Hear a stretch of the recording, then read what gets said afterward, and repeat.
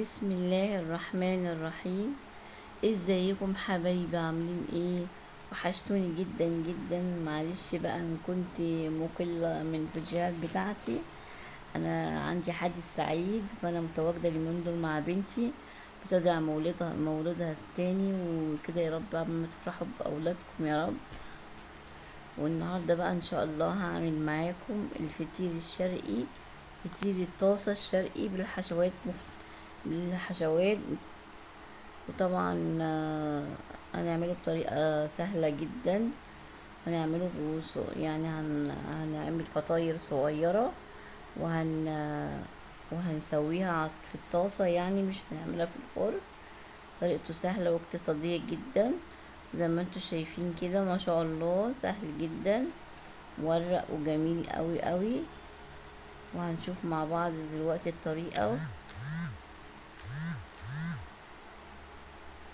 شوفوا مورق وجميل جدا.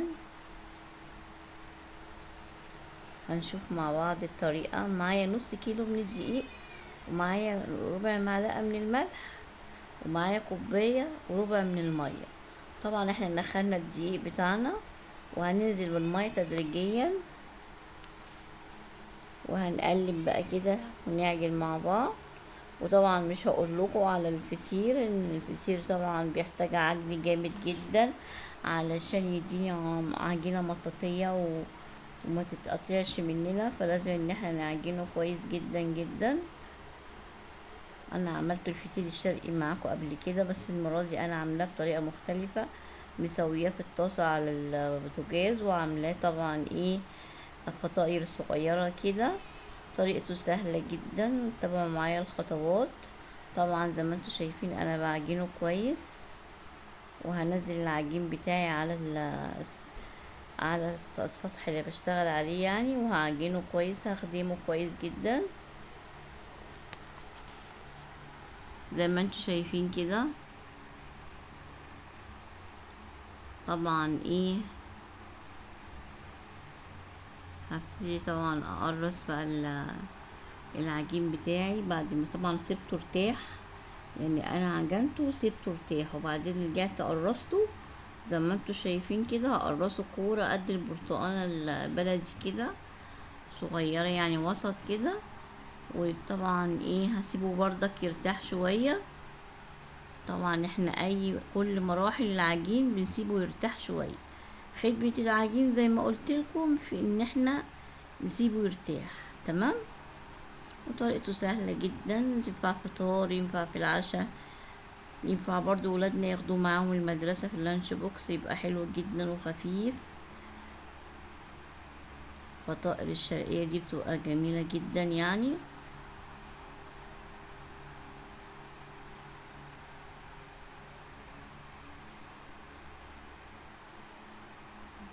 طبعا انا هغطيه بقى وهسيبه يرتاح.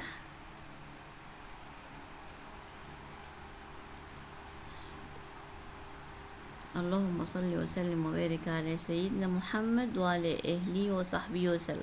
طبعا انا معايا الحشوات، معايا لانشون مقطعه صغير وفلفل، ومعانا جبن مشكله. طبعا معايا سمنه بلدي على زيت، هسيحهم شويه على النار عشان اعرف استخدمهم. ومعانا طبعا زيتون مقطع زي ما انتوا شايفين. وكده بقى ايه العجين معايا ارتاح. طبعا هدهن السطح بتاعي بالسمنة على الزيت اللي انا يعني.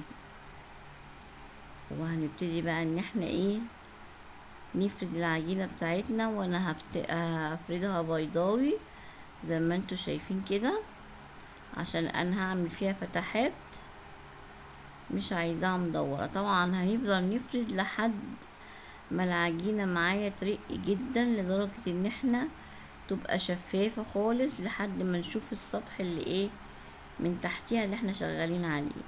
يبقى كده الايه العجينة مفروضة ايه كويس جدا. تمام. زي ما انتوا شايفين كده بفضل افرد بالراحة كده بحيث ما يتقطعش مننا ومن جوه على بره زي ما انتوا شايفين كده.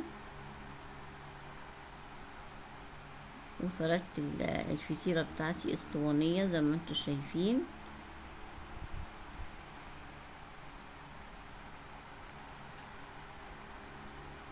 وهبتدي بقى اعمل فتحات. الاول هندهن طبعا هندهنها كويس بالمادة الدهنية، وهنعمل فتحات من بين كل فتحة وفتحة حوالي 10 سنتي كده، عشان هنقفل بيها العجين بتاعنا الفطيرة بتاعتنا.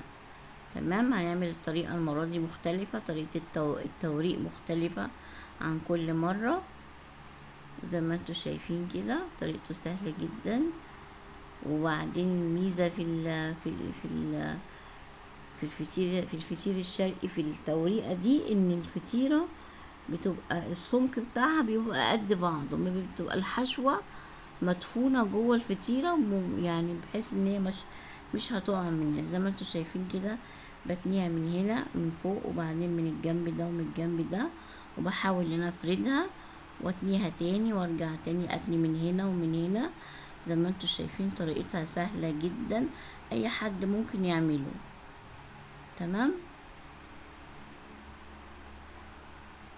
وادي الفطيرة معانا. طبعا هنركنها ونعمل غيرها، سيبهم طبعا يرتاحوا برضو. زي ما انتوا شايفين انا بدهن السمنة المادة الدهنية. طبعا انا ضايفة سمنة بلدي على شوية من الزيت، وسيحتهم شوية على البوتاجاز عشان اعرف افرد. وبعدين بقى زي ما انتوا شايفين برضو هعملها اسطوانية كده زي ما انتوا شايفين. لا اله الا الله.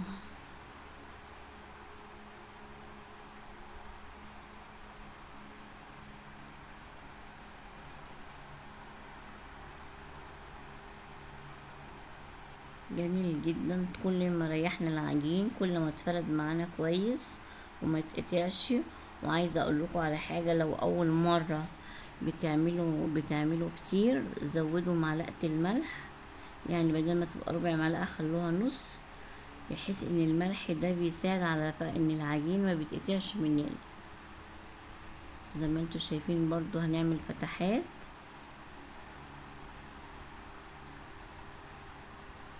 طبعا الفتحات قد بعضها، وما بين كل فتحة والتانية حوالي 10 سنتي كده.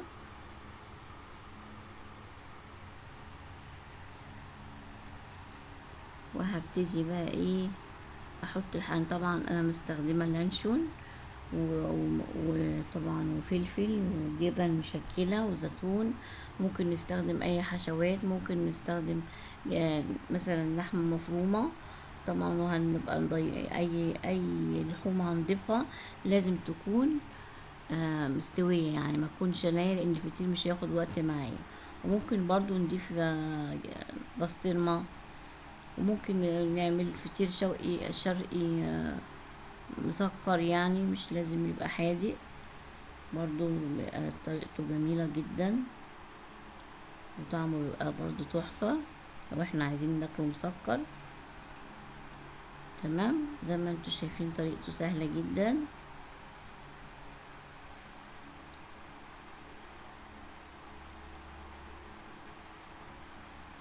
وهنعمل واحدة كمان عشان بقى ايه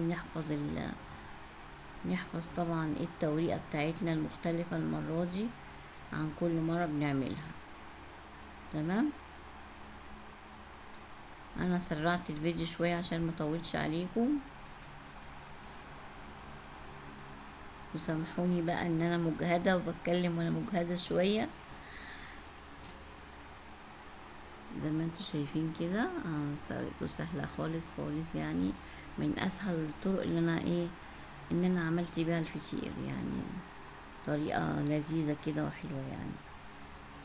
طبعا زودنا الجبن كده عشان يبقى طعم الفطير معانا كده بيمط ويبقى حلو. وزي ما قلت لكم موضوع الحشوات زي ما انتوا بتحبوا بقى تحشوه بالطريقة اللي انتوا عاوزينها. انا حبيت اعمله اقتصادي كده وخفيف. طبعا هسيبه برضك يرتاح شوية. تمام كده ارتاح معايا برضو شوية حوالي تلت ساعة او ربع ساعة. ورحت طبعا فرداه كده تاني فردة تانية زي ما انتوا شايفين. هفرده كده بايديا، وهبتدي بقى ان انا اسخن الطاسة يعني، وهضيف فيها معلقة من السمنة البلدي على الزيت.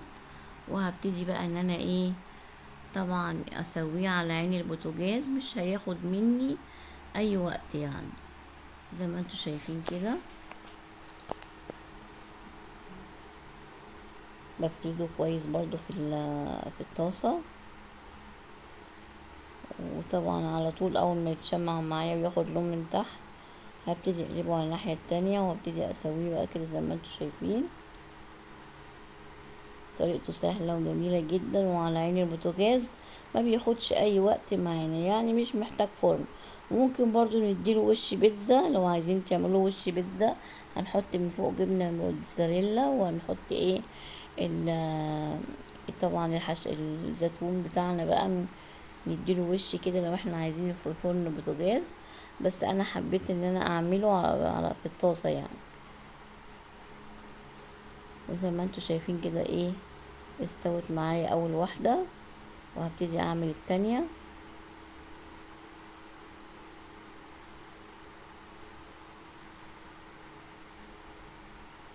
بفردها برضو كويس كده، سهل جدا في ثواني بيتعمل معايا.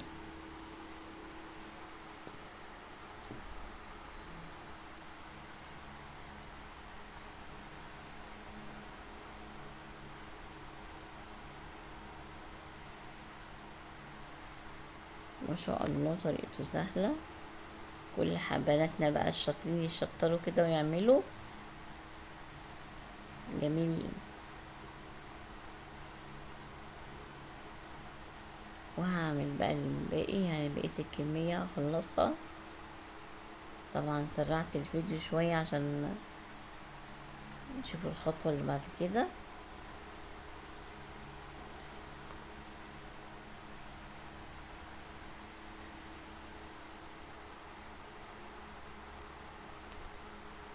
وكده بقى هعمل معاكم اخر واحدة.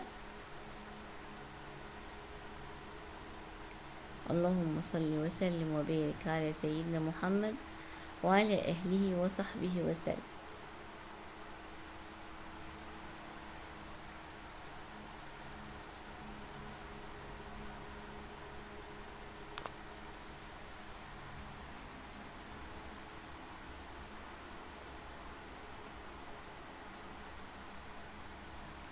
لا اله الا الله.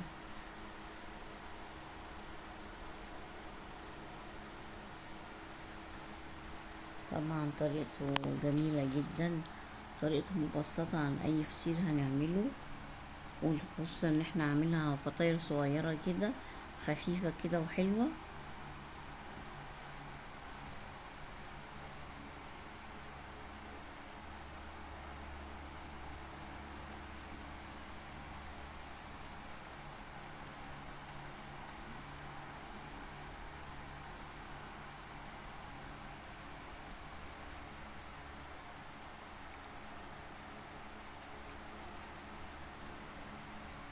متنسوش اللايك بقى والشير والسبسكرايب، اوعوا تنسوا اللايك حبايبي واخواتي، اوعوا تنسوا اللايك.